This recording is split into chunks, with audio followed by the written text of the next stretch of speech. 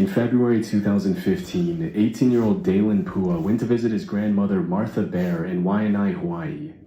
Once there, he mentioned to his grandma he was planning on going hiking in Mauna Lua Valley Park in the morning. According to Martha, Dalen mentioned he was going to climb the Haiku Stairs, also known to the locals as the Stairway to Hell. The Stairway to Hell, because I'm not riding that shit. Nah. Hell no. Don't say say the Stairway to Heaven. Because that whole thing looked clucked as hell. Consisting of over 3,900 steps that ascend the Kohulahu mountain range, the Stairway to Heaven was once a popular tourist haunt. I can't do that shit! If I was to do it, I'm doing it by myself. I'll be damned if I go with a group of people. I'll be damned if somebody else is on the shits.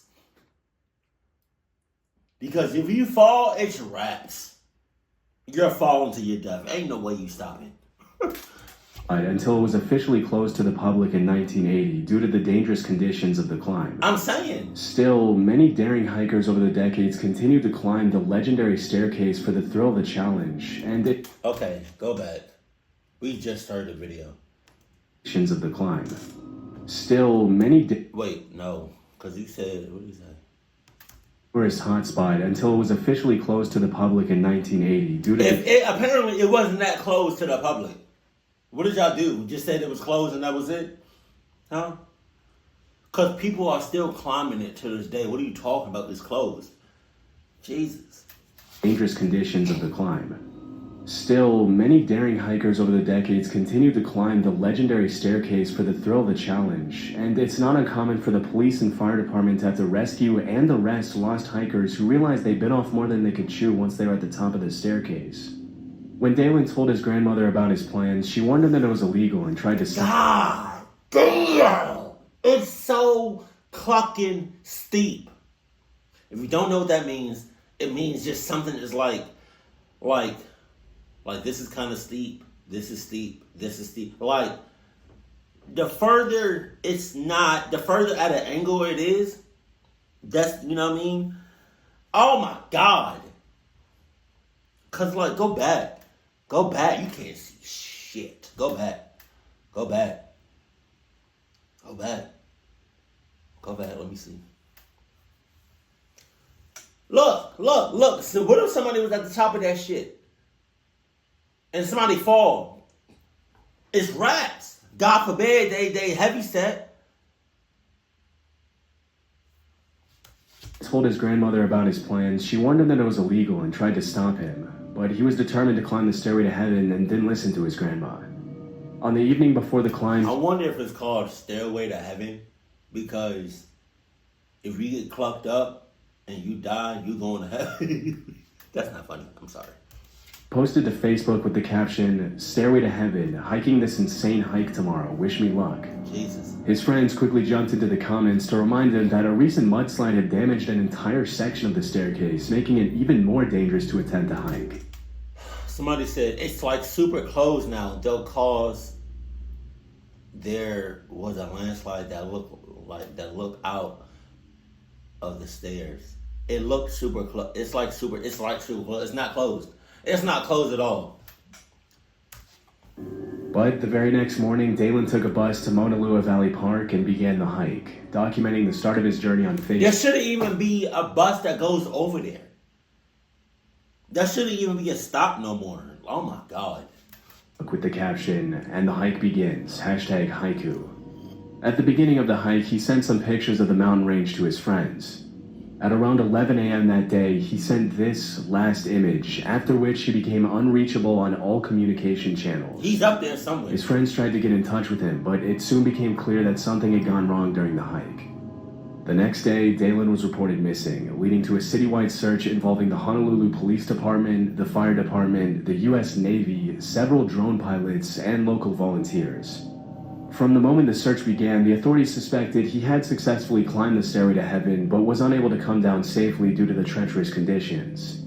On the first day of the search, it rained heavily over Honolulu, making the climb to the top almost impossible for the authorities. After 4 days of looking for Dalen with dogs, helicopters, and infrared cameras, the search was called off. But later that very same day, 2 hikers who were climbing a nearby ridge claimed they heard someone screaming for help, and the fire department decided to extend the search another day. But on Tuesday, March 3rd, after days of fruitless investigation, the search was permanently suspended.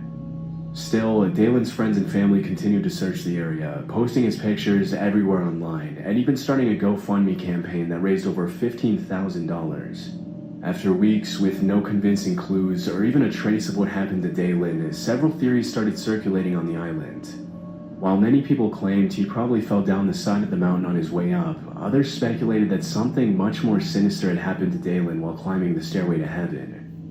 In the last image he sent to his friends, you can see the head of a man popping up behind the bushes next to the stairway. I did not see While the this. skeptics alleged that the figure was probably just a bunch of leaves and branches and a trick of the light, the Honolulu Police Department decided there was enough evidence in the image to issue an alert and request anyone from the public who had information on the mysterious man behind the bushes to come forward. It now appeared as if Dalen's disappearance had turned into a criminal investigation, with many people believing that the man in the bushes was a stalker who had seen the teenage hiker's Facebook posts and followed him up the mountain to attack him. Some Reddit users thought they recognized the guy, with one user mentioning that the guy in the picture was a good friend of his and that he had nothing to do with the disappearance. But when asked how he could recognize his friend in the image if the man's face was barely even visible, he didn't answer, and nobody's statements on the matter have been verified as true. Almost 9 years after his disappearance, the case of Dalen Pua remains a mystery. In 2021, the Honolulu City Council voted unanimously to remove the stairs, awarding a $2.5 million demolition contract to Nakoa Companies. The decision was pretty controversial, but in the end, it was decided that it was the best choice. Unfortunately, we'll still probably never know what happened to Dalen Pua on that day in February 2015, and whether or not the man in his last photo had anything to do with it. For a lot of these cases, I've always found it odd just how quickly searches get called off after dogs lose the scent of the person they're trying to track. Luckily, this video's sponsor, Scentbird, gives you a way to stand out with how you smell. Oh my god. Scentbird is a subscription-based fragrance service that lets you choose a new designer fragrance every month. They have over 700 different perfumes and colognes to choose from, and from reputable brands as well, like Gucci, Prada, and Versace. You're not just getting some cheap off-brand scents. I like using Scentbird because each month, for just $17, I get to choose a 30-day supply of a new designer fragrance. I'm not locked into a whole bottle if I end up deciding I don't like the scent, like I would be if I ordered a bottle somewhere else online. But if I do decide I like it, Scentbird makes it easy to order a full bottle on their website. This month, I tried Gold Plus by Commodity, Extra Milk by Dead Cool, and Vieri by Mind Games. My personal favorite was Gold Plus by Commodity, and what I thought was cool was Scentbird provides notes on what scents specifically are found in each fragrance. This way I get a better idea of what other fragrances I might like that I can try next time to match my preferred style and preference. Use my coupon code SCARES for 55% off at Scentbird in the link in the description. That's just a little over $7 for your first month when you use my code. Available in the US and Canada, where you can start upping your scent game today. 55% off is crazy. This story takes place in Sugar Land, an affluent suburb of Houston, Texas, and one of the What the hell? Sugarland? I guarantee you ain't shit sweet about it. cities in the U.S. On December 10th, 2003, Ken and Trisha Whitaker went out to dinner at Papadu Seafood Kitchen to celebrate their son Thomas's graduation from Sam Houston State University. That night, Thomas, or Bart as his friends and family called him, got a $4,000 Rolex watch as a gift from his parents. God damn! Over dinner, the family laughed, talked, and teased each other like the happy family they appeared to be on the surface. At one point during the meal, Ken asked his wife and sons to get together for a picture. The image shows Trisha and her 2 sons, Kevin and Thomas, smiling for the camera, and at first glance, everything seems pretty much perfect. No, it don't. Just after 8 p.m., the Whitaker family left the restaurant and headed back home.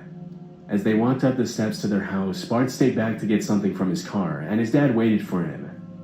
As soon as Kevin opened the door, a man in a ski mask held up a gun and opened fire on the family. Within a few seconds, Kevin, Trisha, Kent, and Bart were lying on the floor with gunshot wounds. Jesus. As soon as the shots rang out, a neighbor called 911, and even though he was injured, Bart did the same as the attacker ran out the back door. When the responding officers arrived, they found 19-year-old Kevin Whitaker dead on the floor. Jesus! Trisha was immediately airlifted to the hospital, but sadly didn't survive. Miraculously, Kent survived a gunshot wound to the chest, while Bart got away with a single bullet wound to the arm.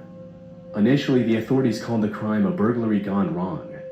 Suspiciously, the alleged burglar left behind the gun he used to commit the crime, but the palm print on the gun didn't yield any useful information. Hey, what do you think the robber's reaction or the bad guy's reaction would be if they were like aliens? Like the family was alien, like a family of aliens, but they look like us, like to the T. Like you could not tell the difference between them and us. But they had like their skin was like Superman. Like no matter how many bullets you shoot, you could not penetrate their skin.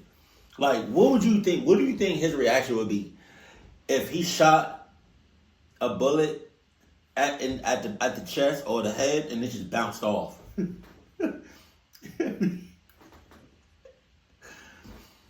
Shoot's gonna bow, and then boop, and y'all both looking at the gun. I mean, looking at the smushed bullet.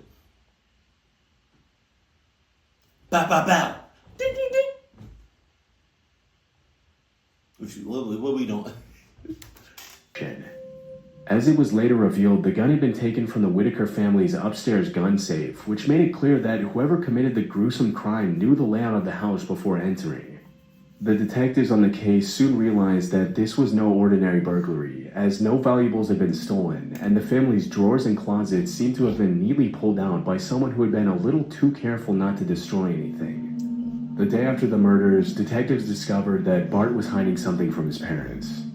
Not only had he not graduated from university, but he was actually a freshman on probation for not attending his classes and had a 1.4 GPA. Jesus. About a week after the horrifying incident... God damn.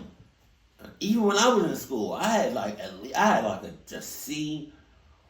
I had like a C average. School was not my thing, but I probably averaged like 2.5 or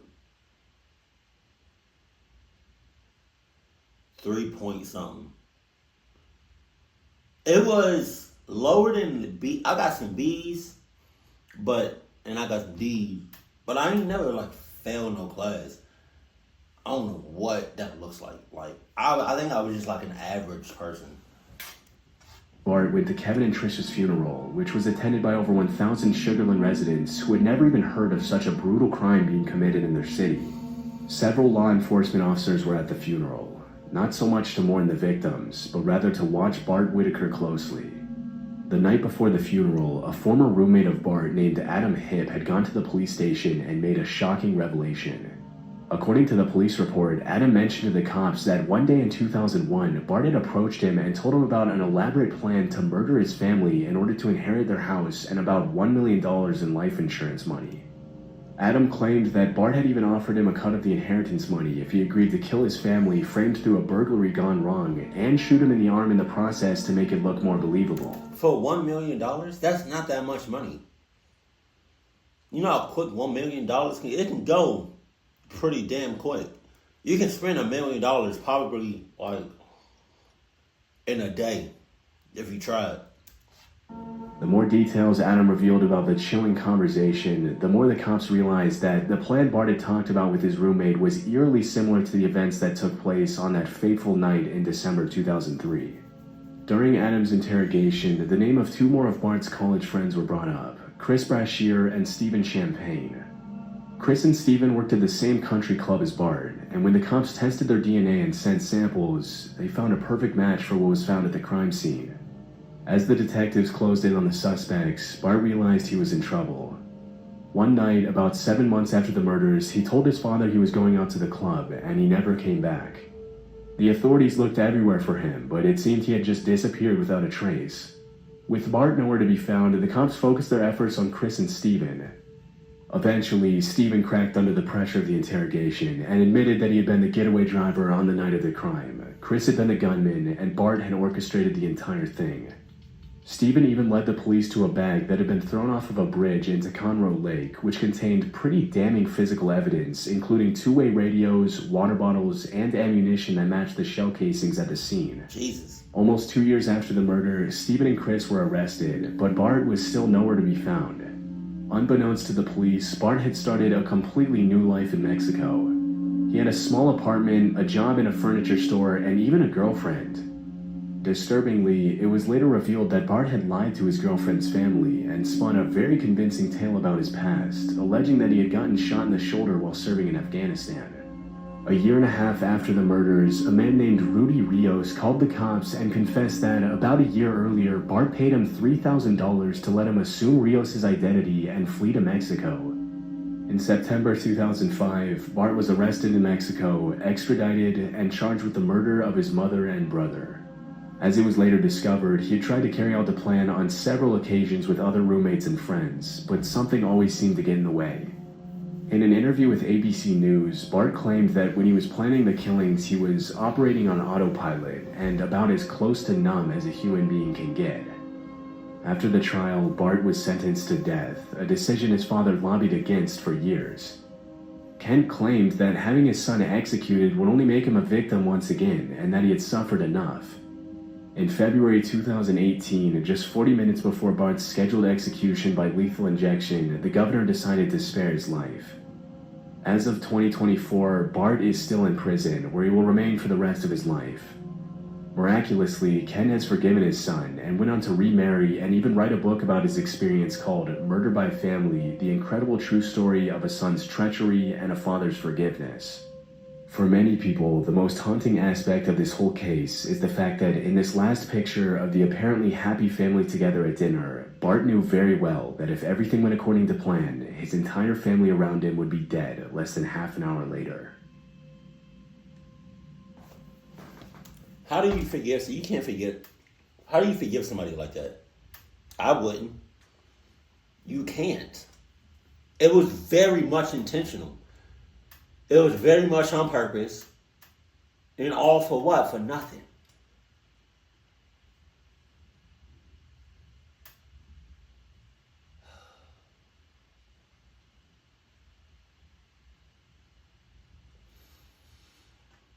You know what I hate? When you care for somebody so much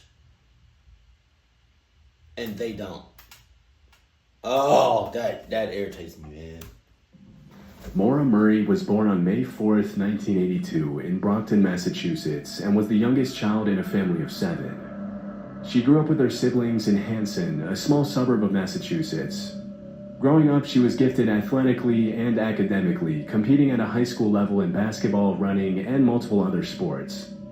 An award-winning cross-country runner, Maura graduated at the top of her class at Whitman Hanson High School, after which she decided to go to West Point and follow in her older sister's footsteps. But 2 years into West Point, she decided to transfer to the University of Massachusetts Amherst, where she went into nursing. In 2003, she did something pretty unexpected that stood out as unusual to everyone who knew her. In November of that year, she admitted to using a stolen credit card to order takeout from multiple different restaurants. Although the charges were eventually dropped thanks to her good behavior, the fraud marked the beginning of a series of incidents that completely changed the course of her life. One night, in early February 2004, Maura was working at her campus security job and decided to call her sister Kathleen.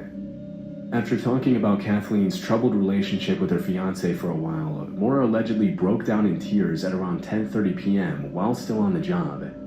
When her supervisor arrived at her desk, Maura seemed completely zoned out, just completely out of it. When asked what was wrong, she only responded with the words, "My sister." For 13 years, the details of the conversation between Maura and Kathleen remained a mystery, but in 2017, it was finally revealed what had upset Maura so much. On that evening in 2004, Kathleen had been discharged from an alcohol rehab facility, after which her fiancé had taken her to a liquor store where she unfortunately relapsed. Wow. On February 7th... Wow, your fiancé ain't shit. Goddamn. Goddamn. 2004, Maura's father went to visit her in Amherst, and after going car shopping and to dinner with one of Maura's friends, Maura dropped him back off at his hotel. That same evening, she borrowed his car to go to a dorm party at her campus, and at 2:30 a.m. on February 8th, she smashed into a guardrail in her father's Toyota on the way back to his hotel. Even though she almost totaled the car, there are no records of sobriety testing being conducted that evening. She spent the night at the hotel with her dad, and the next morning she went back to Connecticut in a rental car. On Monday, February 9th, Maura used her computer to look for directions to Burlington, Vermont. She texted her boyfriend to tell him she loved him, and on the afternoon of Monday, February 9th, she emailed the nursing school faculty informing them that she would be away from school for a while due to a death in her family. But it was later revealed that nobody had died in her family. That same afternoon, she texted her boyfriend again, promising him that they would talk later, and made some phone calls to rent an apartment in Vermont. At around 3:30 p.m., she drove away from her school's campus in her black Saturn sedan, which she had stuffed with clothes, textbooks, and toiletries. 10 minutes later, she withdrew about $300 from an ATM, which is where this image taken from the ATM security camera was captured, the final image ever taken of Maura Murray. She looked messed up. After this, she bought $40 worth of alcohol at a nearby liquor store and got back in her car to drive away from Amherst. A little after 4 p.m., she checked her voicemail, and that was the last time she used her phone. Shortly after 7 p.m., a Woodsville, New Hampshire resident called the cops to inform them of a car accident on a sharp turn on the highway near her house. She claimed in the 911 call that she saw a glowing light inside the car, possibly from a cell phone. A few minutes later, a school bus driver drove past the car and saw a young woman walking next to it. She didn't seem to be injured, and when he asked her if she wanted him to call the police, she claimed she had already called AAA. But records show she never made that call. At 7:43 p.m., the bus driver called the cops anyway, and this is where things started to get a little strange. Another Woodsville resident driving home from work claimed she saw a police car parked right in front of Maura's car at about 7:37 p.m. She claimed she didn't see anyone inside the car and continued home. Strangely, this statement contradicts the police department log, which mentions the cops arrived at the scene at about 7:46 p.m. According to the police department, when an officer with the Harborville Police Department arrived at the scene, he didn't see anyone inside. The car had apparently smashed against a tree on the driver's side, causing both airbags to deploy. Upon inspecting the inside of the vehicle, he found stains of red wine all over the car, as well as an empty beer bottle in the back seat. The only things missing from the vehicle were Maura's debit cards, credit cards, and cell phone, which haven't been used since that night in February 2004. Another resident returning home that night claimed he saw a woman matching Maura's description walking quickly down the side of the road, but failed to report it to the police since he didn't know she was a missing person until several weeks later.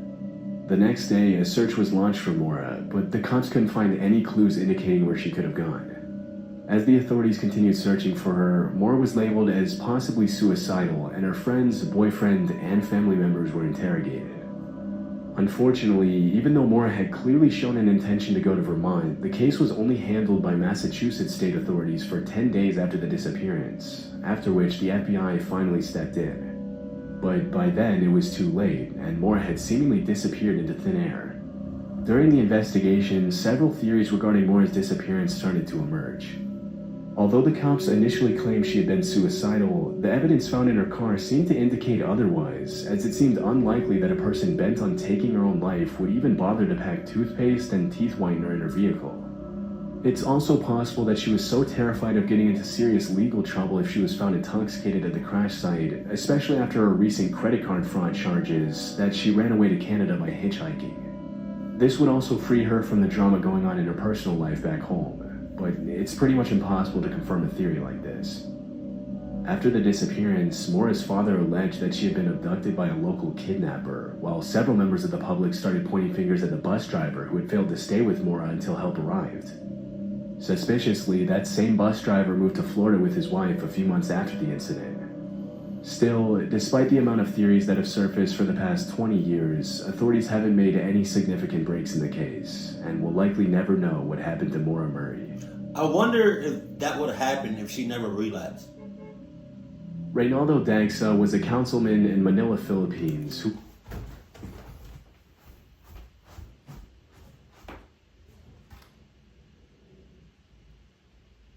Oh, okay.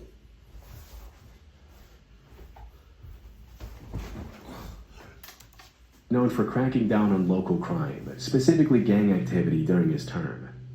On New Year's Eve 2010, the 35-year-old councilman asked his family to wake him up before midnight so he could celebrate the new year with them. Shortly before midnight, the family went out on the street to join in on the New Year's celebration with their neighbors by lighting firecrackers and counting down to midnight. At one point in the evening, Reynaldo asked his wife, mother-in-law, and daughter to pose for a picture next to their car. Just as he stepped back to take the picture, a man with a baseball cap approached the family from behind the car. I think I've seen this. If I didn't, it damn near looked familiar. Shockingly, right as he pressed the button to take the picture, the man in the baseball cap pointed a gun at him and opened fire, shooting the councilman in the chest with his .45 caliber revolver before fleeing the scene. Surrounded by the sound of fireworks, the family didn't hear the gunshot, but saw Reynaldo collapse on the street with blood flowing out of his chest. As soon as the police arrived, they rushed him to the hospital, where he was unfortunately pronounced dead. Damn. However, thanks to the image in question, which was somehow taken just in time to act as perfect evidence, an arrest was made very quickly after the crime. The killer was immediately identified as Michael Gonzalez, and 2 of his accomplices were also arrested in the days following the murder. According to the victim's mother-in-law, the man in the tank top shown in the image was acting as Michael's lookout and was also arrested. It was later determined that the crime had probably been carried out as revenge, as Reynaldo had ordered the arrest of Michael and his accomplices for car theft in 2010. Apparently, the criminals were out on bail that night and decided to exact revenge before being thrown back into prison.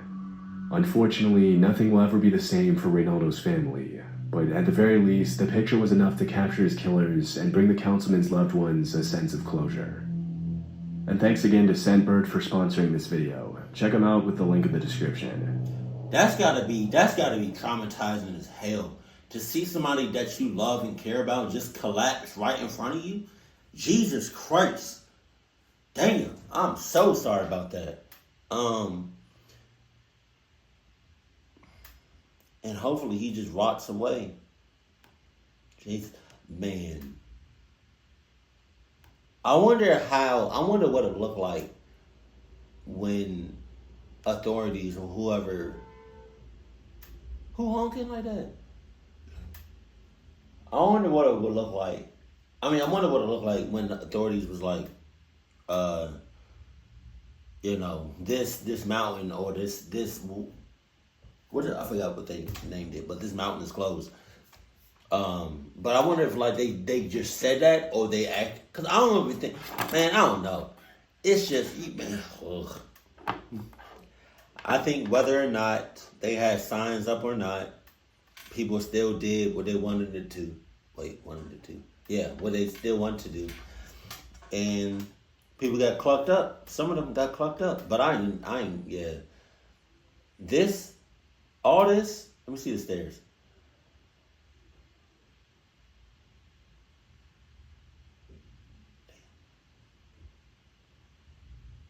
Hold on. Look at that. That's insane, man. Jesus Christ. This shit right here, was it worth it? It wasn't. I'm just going to answer that for you. That was a rhetorical question. It wasn't worth it.